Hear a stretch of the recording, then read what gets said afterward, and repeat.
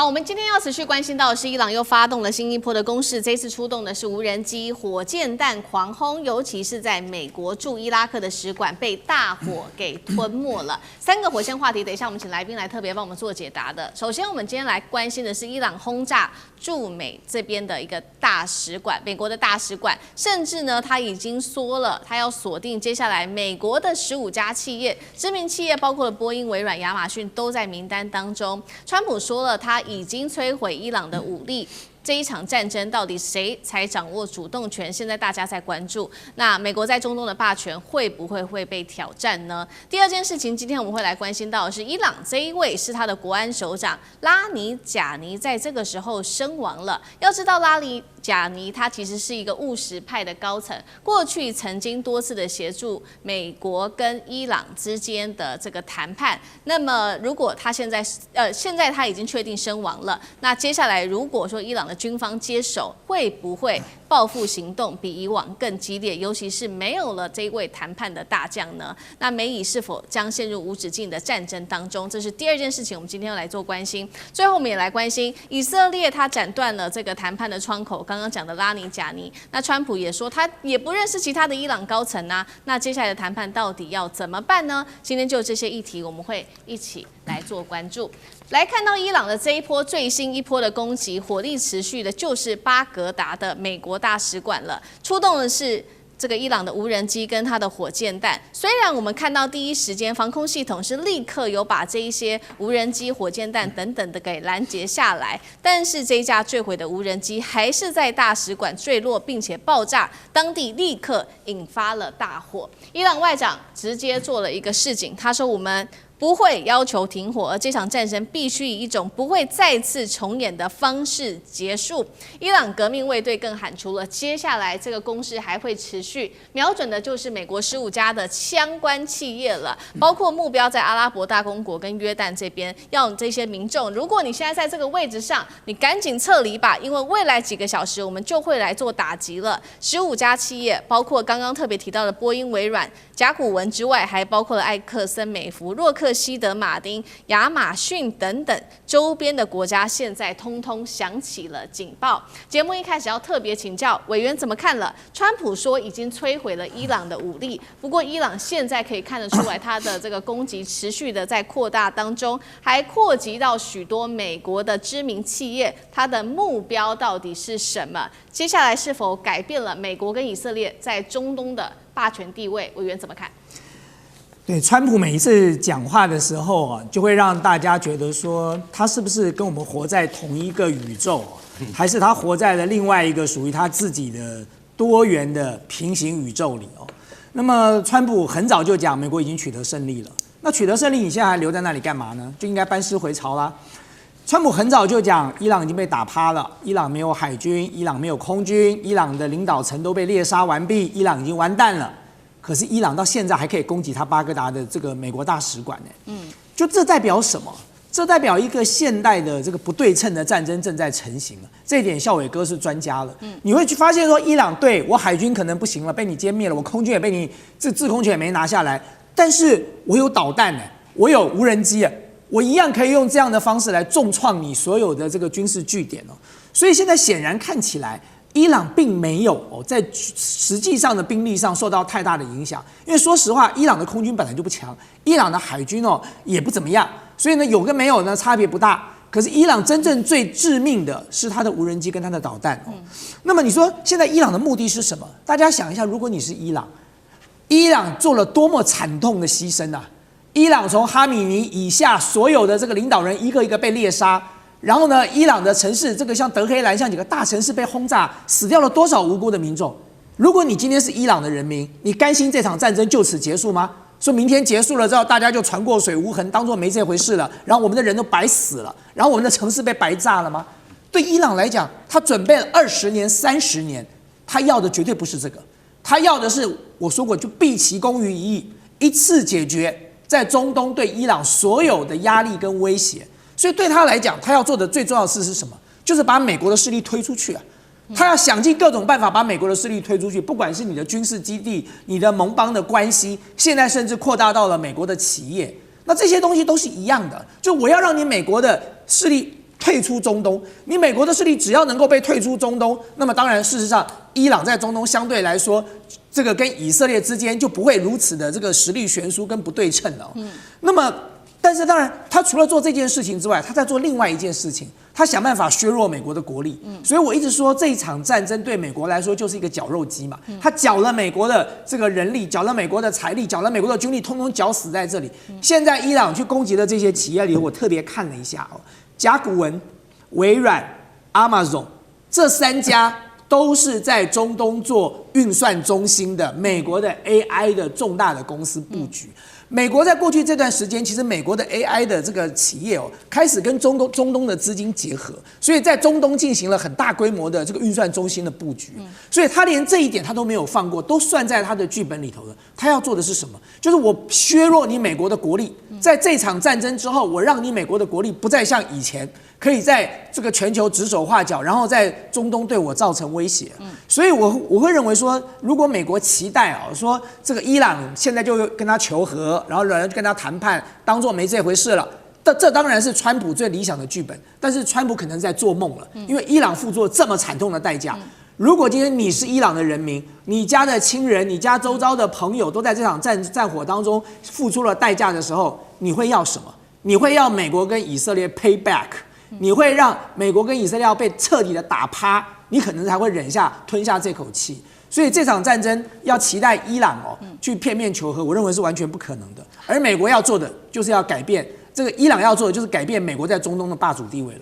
好，所以这场战争现在打下去，看起来这个是长期的一场消耗战，很难短时间停下来。尤其现在还有另外一个问题，就是呢，本来可以负责跟美国或以色列谈判的这一位务实派的是伊朗的国安首长拉尼贾尼又在美以的空袭当中，现在确定是身亡了。那对于伊朗来说，又是另外一个重大的打击了。拉尼贾尼可能观众朋友比较不熟悉，我们也带大家稍微了解一下他。他其实是在哈米尼，就是已故的哈米尼，跟现在最新的这个最高领袖穆吉塔巴他的一个心腹那他负责的范围非常的广，从这个国安到外交跟反情报的大权都掌握在手里。过去呢，他曾经参与美以之间的会谈之外，据传他还曾经抓过500名的摩萨德间谍，所以他算是一个非常重要级的领袖。这一回身亡，对于美国跟以色列来说，少了这个谈判的大将，接下来是不是停战会越来越遥远呢？现在有个说法，如果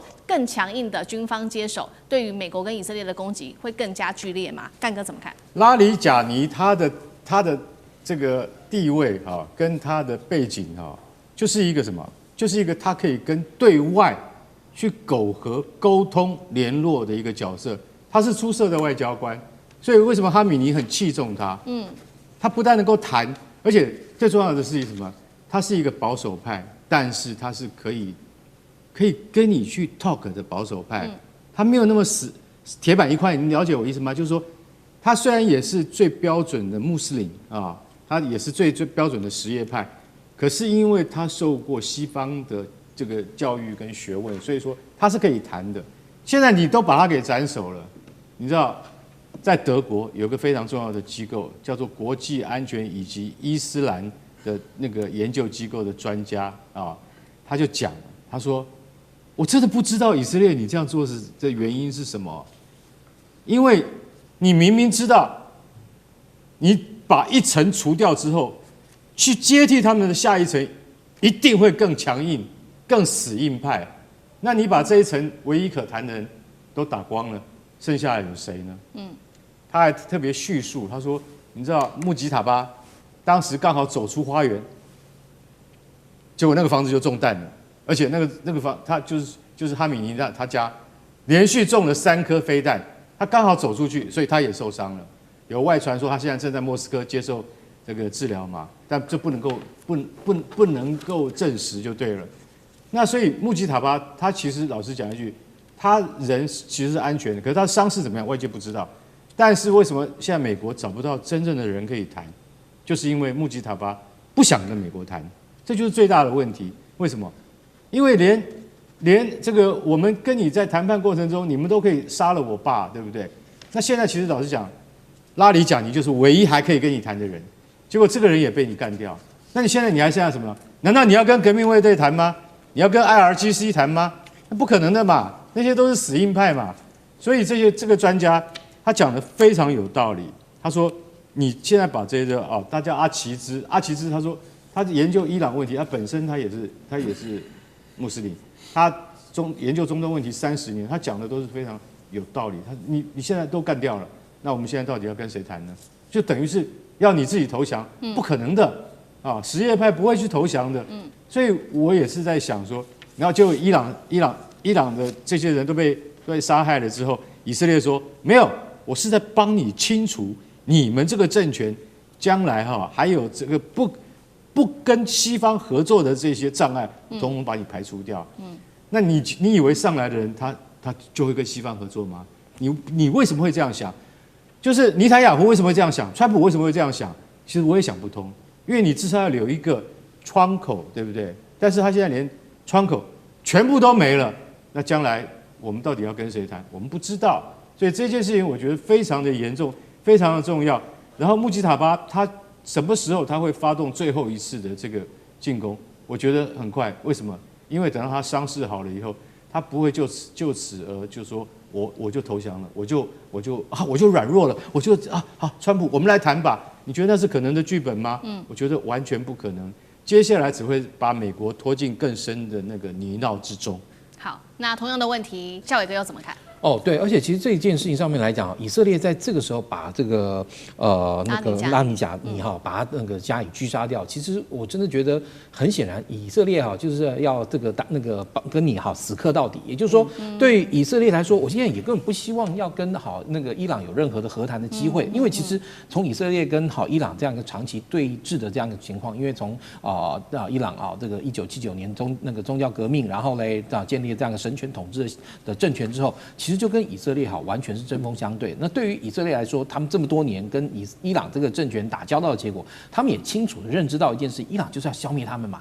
那其实如果说今天伊朗一直想要消灭以色列，这在中东也不是一个什么秘密。那但是以色列他这一次的整体的这个军事行动，其实跟美国甚至之前他们最主要就是要担心伊朗会掌握这个核燃料，然后能够生产这个核弹因为核弹对于这个以色列来讲才是真正的会让这个国家有这个覆亡的这样一个危机。那他们最重要的事情本来应该是要阻止伊朗能够拥有核弹，然后请全力，然后让伊朗的这一方面的这个不能成真。因为伊朗如果有了核弹，搭配上伊朗其实穿透力非常强的高超音速的这个弹道飞弹，对于以色列来说，以色列的确是毫无防备之力。因为从去年6月以色列对这个伊朗这个军事行动中，伊朗就已经展示了伊朗的高超音速飞弹可以完全穿透以色列现在由美国协助他建立的战区弹道飞弹防御系统，加上他们自己的包含大卫投石所，加上他们的这个剑狮3型等等，搭配上美国的这个萨德系统等等，是挡不住这些东西的。